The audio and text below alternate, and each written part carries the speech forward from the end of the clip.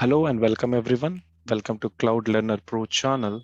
In this channel, today we are going to learn about Azure Resource Logs. We will take example to understand how Resource Log works. Also, we'll perform labs in Azure portal to create a resource log and apply a resource log at different scopes. First, we'll take example to understand the functionality of resource log. Let's try to understand what is resource log and how resource log can be used. Resource logs are used to prevent the resources like VM, scale sets, app service, database, VNet, any kind of resource in Azure will be created in a resource, right? So these resources we can protect or we can prevent accidental deletion or modification by applying a resource log. If we are applying a resource log to any resource or resource group or a subscription, that means we are preventing them from accidental deletion or modification. So in case if there is any critical service which is running in your environment, you want to prevent them from modifying, you can apply a log for your resources so that no one can edit them unless the logs are modified. Let me tell you, if I take example that I'm applying a resource log for a subscription, there will be inheritance which will work and the resource logs will be applied to the resource group as well as the resources under the resource group. That means what is the top level scope?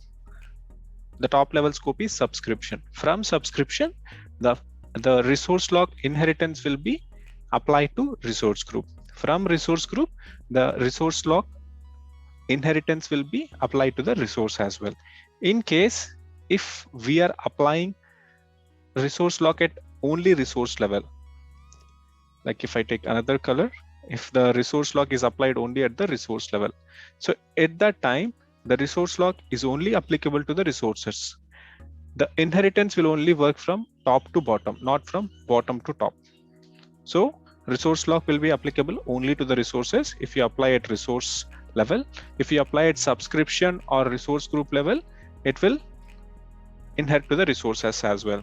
So if you apply, for example, if you apply resource log at resource group level, the resource group will get the resource log as well as the resources, but not the subscription, because the inheritance will only work from top to bottom, not from bottom to top. Here, top to bottom means resource group to resources. So bottom to top means resource group to subscription will not work. So this is a simple example which I can give to demonstrate where we can apply resources, how the inheritance will work and how inheritance will not work.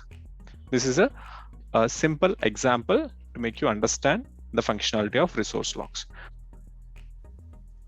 Resource logs are of two types. One is a read-only resource log. Another one is delete resource log. If you are applying a read-only resource log, that means user will get only read permission. User will not be able to modify and delete the resources.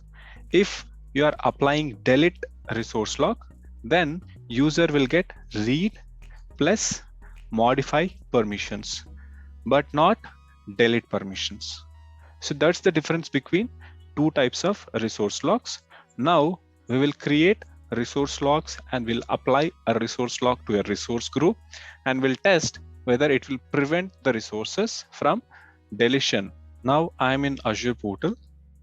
If I go to resource groups, I have already created one resource group here and I have created a couple of resources. To create a resource log, all you have to do is click on logs here and then click on add button. Here you can provide the name for your resource log. I'll provide the resource log name as test read log. And I'm giving log type as read only. As I told, there are two types of logs. One is read only and another one is delete. So if you want to add any notes, you can add. So test purpose, I'm creating this log and I'm going to click on OK. You can see one log is created. Where I created this lock, the scope is demo resource group. If I go to the resource group and if I select any one of the resource, if I go to the locks option in the particular resource, I will be able to see one resource lock here, and it says parent resource locks cannot be edited here. Click on the lock scope to go to the scope. So it says test read lock, which is read only lock type. The scope is demo RG, which is the resource group. Here the resource lock which is applied at resource group level is inherited to the resources. As we give an example and explanation, whatever the resource locks applied at the parent, that will be inherited to the child. Here the parent is resource group, child is the resources.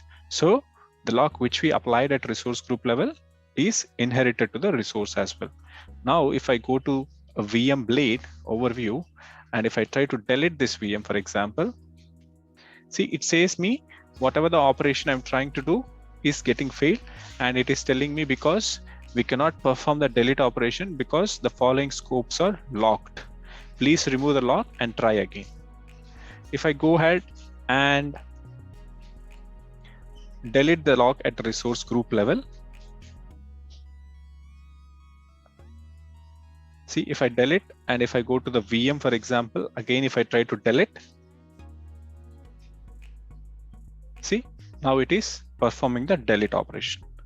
So if you are applying lock, read only or delete lock, it will prevent the resources from accidental deletion.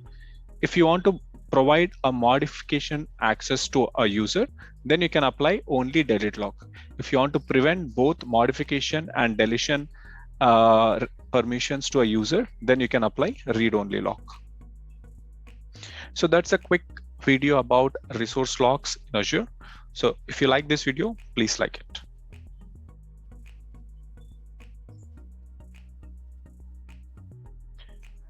Thank you everyone for your time. Thanks for watching this video. If you like this video, please like and subscribe to my channel.